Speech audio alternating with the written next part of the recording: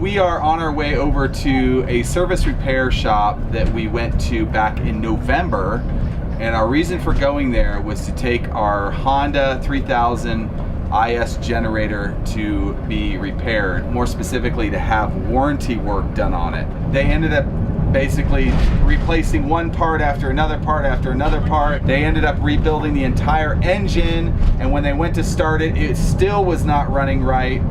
And then Honda came back with that the service center needed to replace the oil sensor.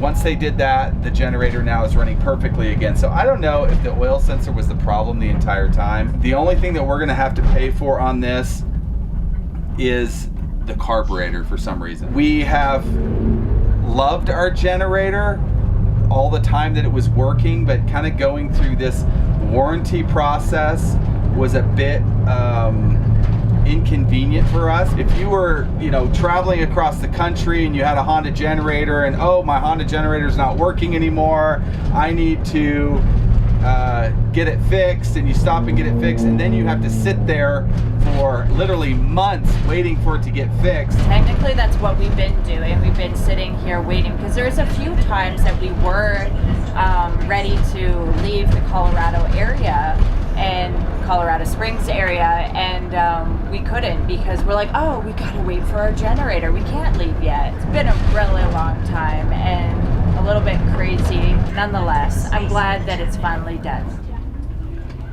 A friend of ours let us use the 3,500 watt Predator generator that you can get at like Harbor Freight for $900 brand new.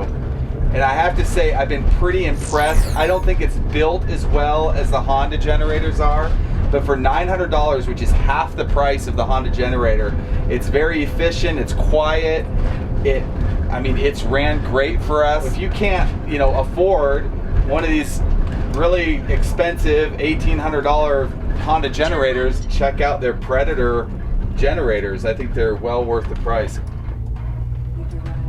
And it looks like if you ever want to buy a John Deere tractor, this is the place to come. All right. So we're here to pick up our generator. It's so exciting. So guys, look at it. This is the paperwork on this generator. I mean, is that not crazy?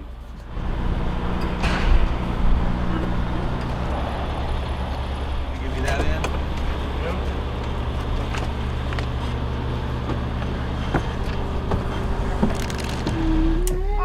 Our generator's back.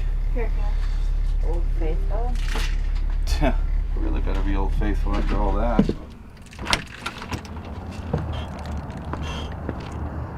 We're at about 8,000 feet elevation. We're in a place called Woodland Park, Colorado. We actually drove up here last night to take a look at a job that we're going to be helping on. But we didn't want to drive back down because as we were driving up here in the dark, we could tell that it was an amazing view. And so we parked actually at a gas station. They let us park here at a Phillips 66 last night. I think that might be Pikes Peak right there, but it just looks amazing around here. So we're gonna take the drive down and get a good view of all the scenery. Picked up our generator yesterday, and we've been trying to run it this morning, but it keeps turning off. So I'm gonna check the oil level. It's possible they don't have the oil level high enough.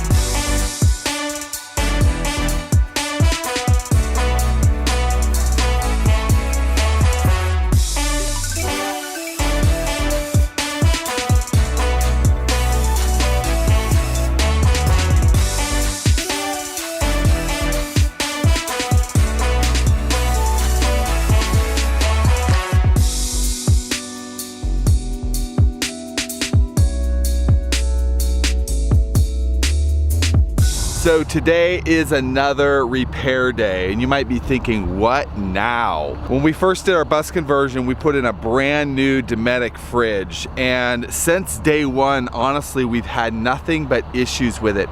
not operational issues, but like, you know, the door handle breaking. So one of the maintenance things I'm doing today is actually having to replace our brand new fridge handle. There's supposed to be clips right here and here that clip and hold the door shut so it doesn't open while you're in transit. I wrote Dometic about it and they sent me a new handle. This is the new handle.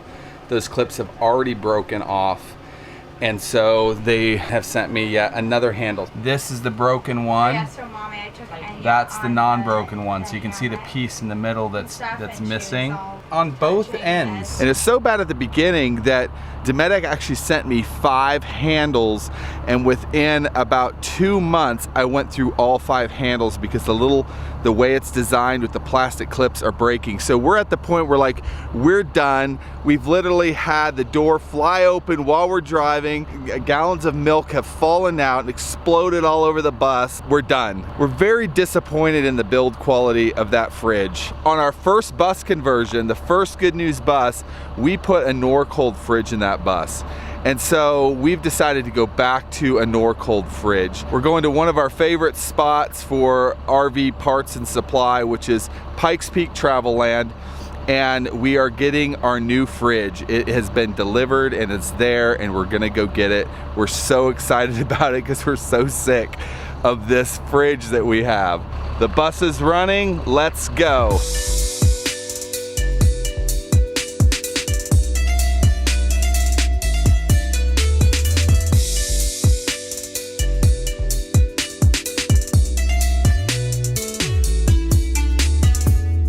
We are here. Think they want me to park. Okay, yeah, I see. There's our fridge. They don't want me to park right here. So it's time to eliminate the things out of the fridge so that we can remove it. All right, guys, so I'm here with Tyler and Brian, and we're unboxing the fridge.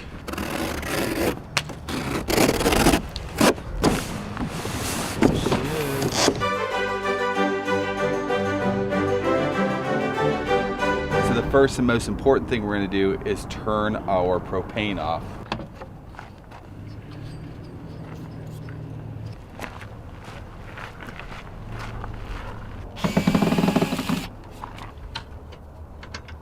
Yeah, it's really fun to get a new fridge, because when we're driving, we have to, like, when the fridge won't open, we don't have to run and get it. That won't be doing it anymore.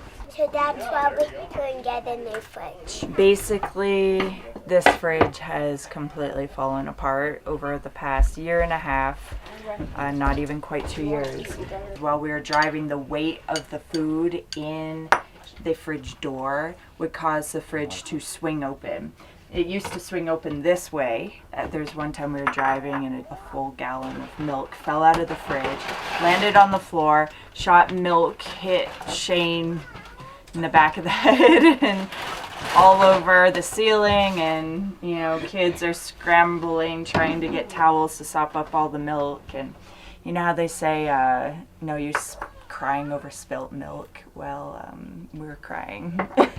We would have to try to like prop something in front of the handle of the freezer to keep the fridge closed while driving. Then the freezer handle broke. Yeah. Then some clips in the hinges on the fridge broke. So the fridge was literally, while we would go to open it, it would fall off the hinges, and the kids are trying to like hold this big door full of food.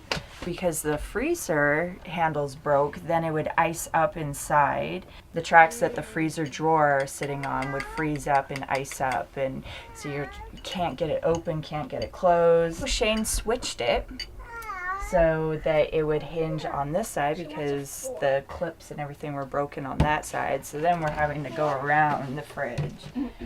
And I think the most recent thing that went wrong with this fridge is the stainless steel panel fell out.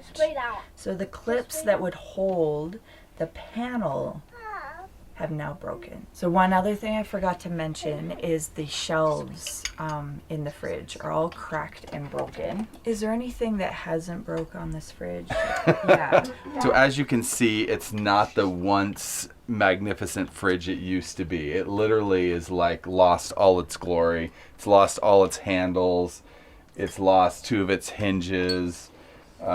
Even in the freezer, like just 2 days ago, the baskets that the rack that holds the baskets broke. So it's like we are done. So because we only have 25 inches in our hallway opening there, we're gonna have to actually take all the doors off and these stoppers off in order so the fridge will actually fit down the hallway to go into place. Yep.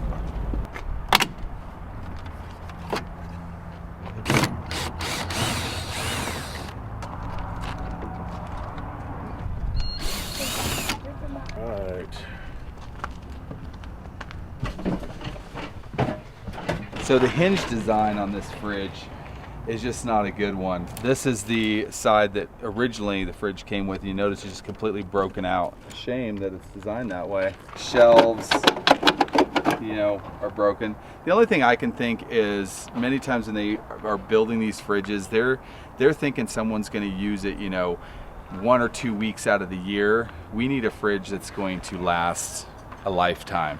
And honestly, our last Norcold we really had no issues with it at all the entire time we owned the first bus. And it's still in operation today. It's time to switch to a Norcold. Oh yeah.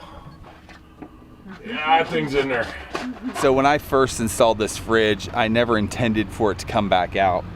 So we're having a problem getting actually the top of it to pop out because when I put the fridge in, I spray foamed all the perimeter of the fridge in place so that it would seal out any kind of cold or heat coming from the roof of the bus into the bus. Like right here, I've got a whole lot of spray foam here and that's stopping me from getting it out. So I'm just chiseling all of this stuff out of here and it's lots of fun. Hey, there's actually some screws right here, babe. Oh, is there? Yeah, they're covered by the spray foam. See, it takes a woman to get things done here.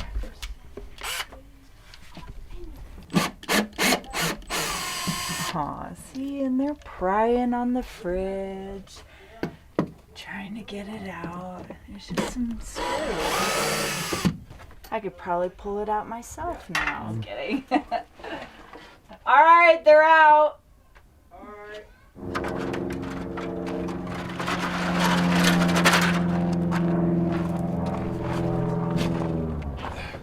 Let's see if I can just... Yeah, you do that. It's coming. Inch it out. Just those screws holding it. Yeah.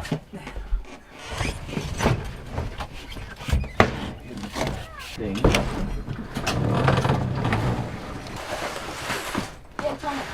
Alright, I think that's the hardest part, I hope. So who would have thought we'd be taking out our fridge just, what, a year and a half, 2 years? Here's another problem. This is actually wet from the freezer leaking out instead of going out the drain. So there's actually a little bit of mold here. Our wood is actually busted up a bit here because it's gotten wet. So peroxide is a mold killer. See that fizzing up there? So while we're working on the fridge, little Erebus is taking a little nap. Actually, she's not really sleeping, but hi baby. She looks like she's just very, very relaxed right now.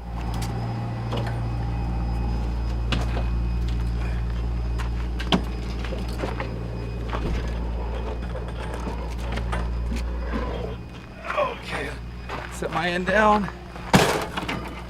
Woohoo! Victory! Oh boy. Oh. I just washed this. I just washed these. And these. So this is deja vu all over again. feel like I'm back at the old bus conversion project. So we actually have to bring this down 3 1/4 inches.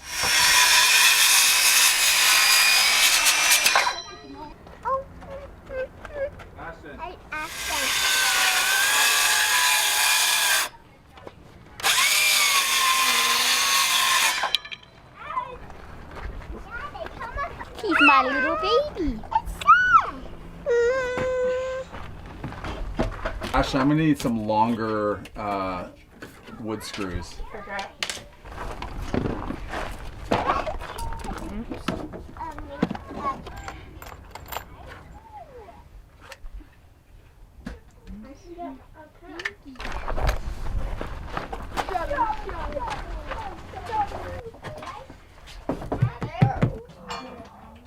Okay. It has happened.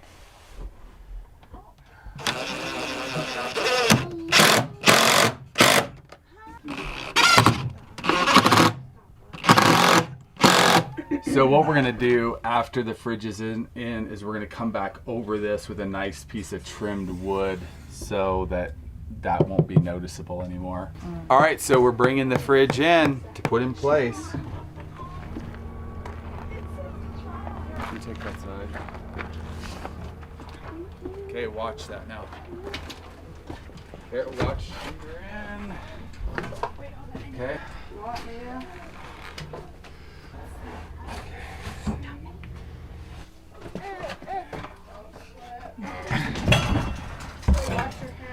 Maybe get down on our knees, just grab low, lift it up, and set it in place. Okay. Ready?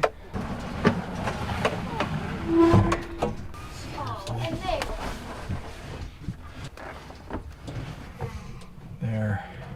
No more milk accidents. Unless if it gets left on the table again. That happened. I think Isaiah and Ash and Elisha got back from Walmart with milk and they set it on the table and we started driving. So we got a new fridge. And then it fell off and exploded everywhere.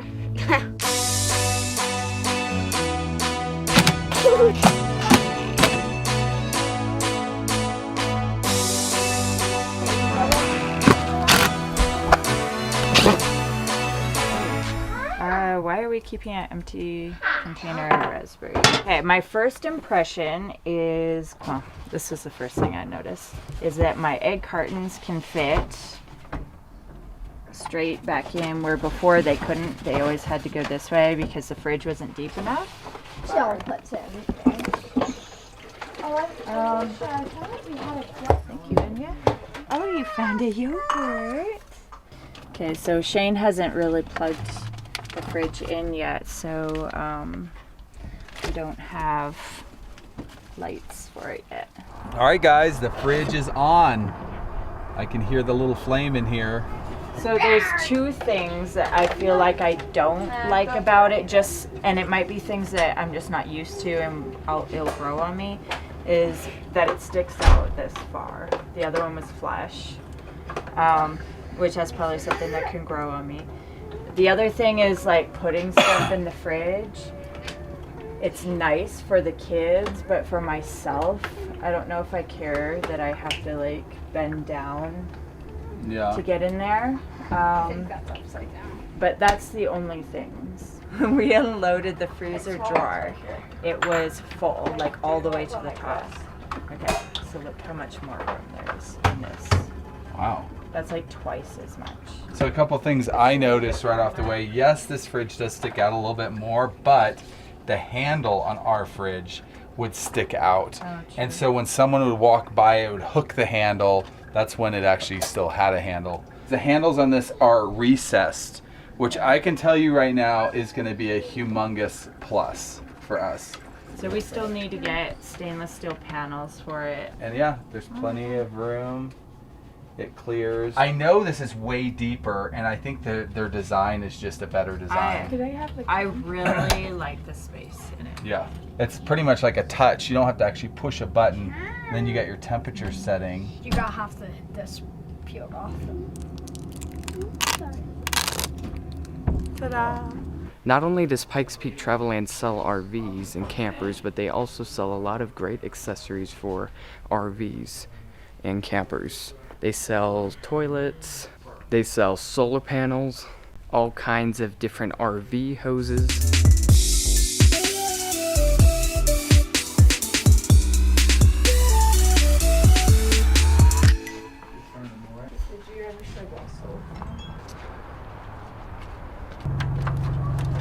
Alright guys, we are done. Our new fridge is installed. Everything's working great. It's cooling. If you guys are ever in the Colorado Springs area and you're looking for a place to get parts, service, whatever, they even have a sewer dump here. You can fill your water here. Pikes Peak Travelland, check it out. They'll take care of you. So we are done here for today. I don't know what else to say. Bye.